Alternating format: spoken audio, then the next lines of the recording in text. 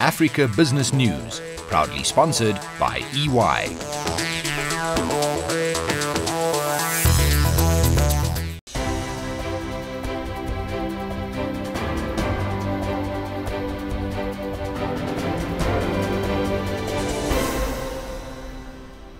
Africa, it is huge, it is diverse, and its business landscape fascinating and dynamic. And that's our business here on your favorite weekly African business stop. Claire Motinji brings us the latest from East Africa. Wole Famurewa in Lagos gives us news from West Africa, and we'll hear from Tumisho Kreita here later on about Southern Africa. My name is Victor Homoeswana, and this is the Africa Business News. Mambo Claire, first update us on the impact of the pre-election crisis in Burundi, a member of the East African community, on the region, please.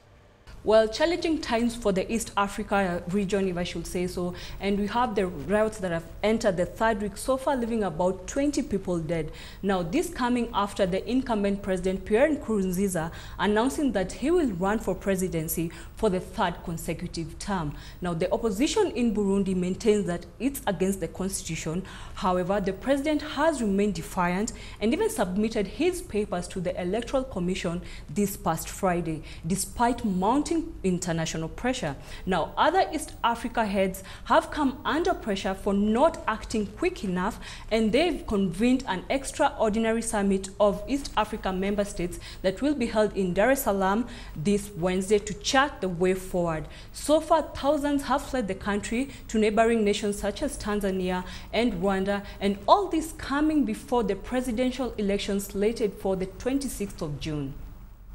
However, information and communications technology will always generate very interesting headlines in East Africa. For example, Safaricom announcing yet an extension of the term of office of its CEO, Bobby Collymore, by 2 more years. But it's the news about his company launching its internet-enabled digital television that I would like to hear more about. How did the launch go? Well, interesting times indeed in this region. Now, the launch of the big box, as it has been questioned, comes after Safaricom announced impressive results for its full-year earnings in 2014. Non-voice services, that is data and M-Pesa, played an integral part as net profits rose by about 38% to 32 billion shillings. According to the company's chief executive, Bob Collymore, the broadband device will enable subscribers view television content in HD format, video services such as YouTube, and share data connectivity. This is expected to grow the company's already existing 3G network and its recently launched 4G network. Now, Safaricom has a customer base of over 23 million people and is expected to leverage on these numbers across the country. Sometimes the paradox of Chinese investment in Africa overwhelms me. Not so long ago, MPs in Tanzania were fretting over the laws to control what they called the influx of Chinese workers in sectors of the economy more needed for the employment of locals. Now I read about some of the top employers in Tanzania being Chinese companies.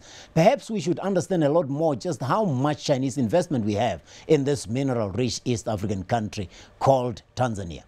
Well, according to the government of China, Chinese investments in the country have surpassed the $4 billion mark. That is about 8 trillion Tanzania shillings. And China economic cooperation with the country has reached an extraordinary scale now. It's estimated that 500 Chinese companies have invested in Tanzania, creating about 150,000 jobs, and a further 300,000 people are in the work-related beneficial environment with the China-Tanzania bilateral trade. According to the Chinese envoy to Tanzania, Tanzanians employed in the Chinese companies have obtained technical knowledge and have become rather part of the backbone and senior management personnel of the Chinese companies in the country. Asante sana, Claire Motinji in Nairobi. More with Tumisho Kreita on headlines out of Southern Africa next. This past week, I got to mingle with business leaders from all over Africa at this 22nd African Regional Conference hosted by SWIFT, where I learned that the payment volumes in Africa grew more than anywhere else in the world. And that over the past 3 years, the hike was over 40%. Financial services continuing to drive the economic growth narrative of Africa, especially the inclusion of those previously left out of the banking system. But Tumisho Kreita has her own story to share out of Zimbabwe. Econet Wireless has taken its mobile money game to the next level with yet another savings offering. That's right, Victor. This week, Econet launched its new EcoCash Savings Club. Now, what this is, it's a new mobile product and it's meant to support savings across the country. What the service is targeting, or who they're targeting, are the self-employed, the informal sector entrepreneurs, street vendors, and even social investor women's group. Now, according to the company, anyone that's registered on EcoCash, now that is Econet's mobile money service, and now they can set up a group mobile wallet for free. Now, how this works is that the savings club can earn an interest on all pooled funds, and this starts from around $1 every day for every 30-day period. Now, the product, of course, is put into place in order to improve group savings and to also foster investor clubs and also foster financial inclusion. Now, locally, as you'll know, Mukando or Marooned, which is common throughout Zimbabwe and across many parts of the world, are different saving schemes. Now, these schemes are typically consist of members who each contribute regularly into a cash pool that members can borrow from on a rotating basis. Now, this practice is very common and is very widespread, but there are particular risks or certain risks that do face these schemes. So some of them include security risks in handling cash, and also it's very difficult to track contributions and withdrawals from members. So what Econet has now done is saying that with EcoCash Savings Club, it offers a more inclusive, a secure, transparent, and also a very convenient way for people to pool their funds using their mobile wallet. Staying with telecommunications, a few weeks ago, Telecel Zimbabwe was history after losing its license to operate. It is now back in action thanks to a court ruling. But let's move on to mining. The South African mining industry has been hit hard by all sorts of crises of late. But I reckon the easy mistake to make would be to write it off, according to Mineral Resources Minister. The mining sector, Victor, Mineral Resources Minister, that's Ngwako Ramatlhodi, has said that despite the recent challenges that are facing the mining industry, particularly here in South Africa, the department has approved 36 new mining licenses in the past year. The minister did say this when he tabled his department's budget vote speech. This was at the National Assembly last week, Thursday, when, of course, he did say that notwithstanding the current challenges, those 36 mining rights have been granted over the past 12 months. Now, he said that this has a potential to create around 6,000 jobs. After this, the Minister Ramatlhodi had also appointed an intergovernmental task team. And this team is meant to negotiate a quick resolution in the platinum mine strikes, as we are aware of the protracted strikes and the type of negative impact they have had. He also withdrew government's intervention in June because they were allowed to have parties move forward and bargain on their own.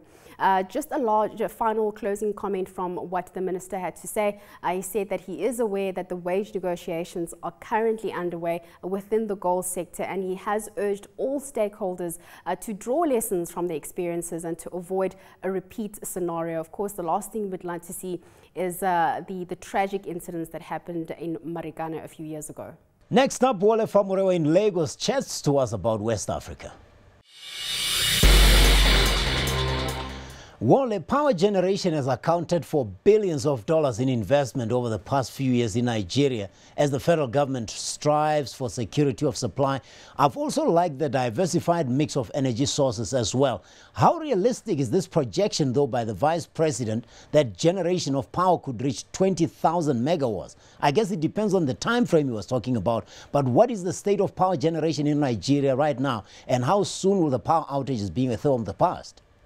Well, of course, that is the big question many people are hoping will get answered when the incoming government takes power come May 29. But it is a problem that many people are suggesting is going to cost quite some money. Now, right now, Nigeria is only generating about 2,300 megawatts. That's way below the current installed capacity. But many people I have spoken to suggest that we need as much as 50,000 megawatts, something closer to what South Africa is generating at the moment. Definitely, there have been so many years of underinvestment in the sector, and that has taken a toll on the facilities, on the infrastructure for power.